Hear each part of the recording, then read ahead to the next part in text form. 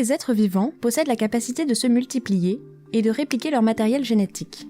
En effet, la réplication est un mécanisme qui permet la production de nouvelles molécules d'ADN. Elle se déroule pendant la phase S, et oui, S comme synthèse d'ADN.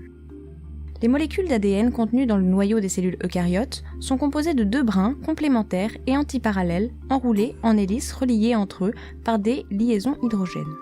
Pourquoi antiparallèles ? Parce que le carbone 3' du brin sens se trouve en face du carbone 5' du brin antisens.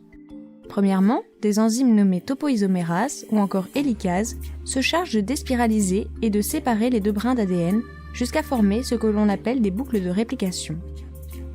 Ensuite, afin de maintenir les deux brins matrices séparés, les protéines SSB se fixent sur chaque brin et les empêchent de se respiraliser.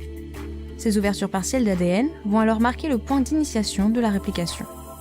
En effet, il est important de savoir que chacun des deux brins de la double hélice, appelés aussi brins parentaux, servent de matrice pour la réplication d'ADN.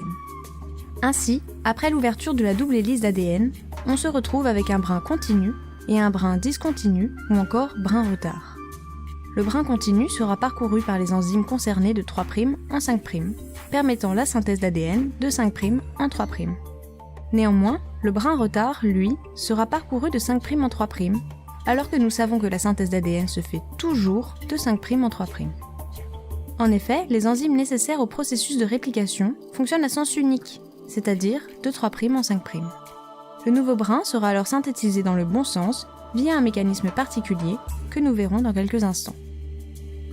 Commençons par la réplication du côté brin continu. En amont de la zone de réplication, une ARN polymérase nommée primase va synthétiser une amorce d'ARN d'une longueur de 10 ribonucléotides complémentaires au brin matrice.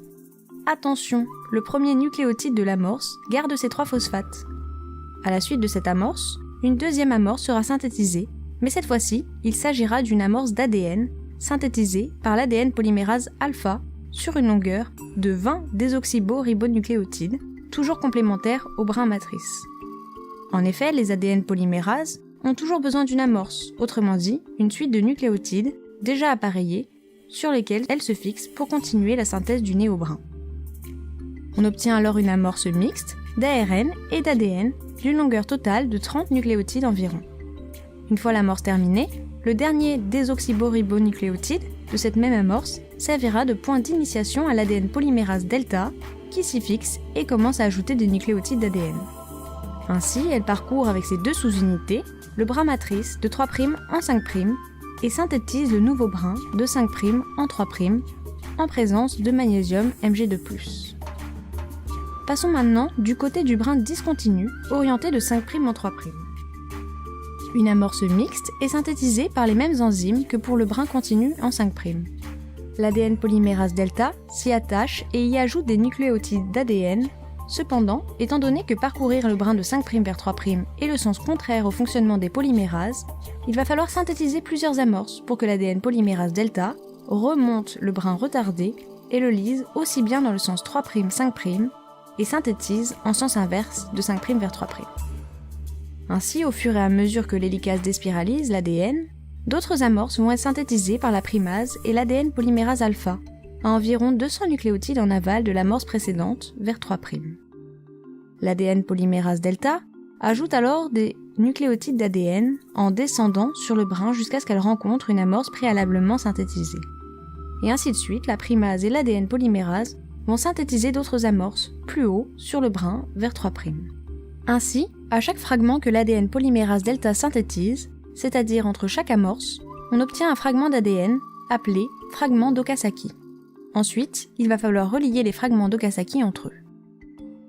C'est lorsque le fragment d'Okazaki arrive au niveau de l'amorce du fragment précédent, une ribonucléase va détruire l'amorce d'ARN et on va conserver l'amorce d'ADN faite par l'ADN polymérase alpha. Cela va créer un trou complété par l'ADN polymérase delta qui va synthétiser de l'ADN en remplacement de l'ARN précédemment dégradé. On a donc un fragment d'Okazaki directement suivi d'un bout d'amorce d'ADN, et le tout sera relié par une ADN ligase. Les ADN ligases ont la capacité de lier les brins d'Okazaki ensemble, mais elles peuvent aussi relier des brins d'ADN et réparer l'ADN.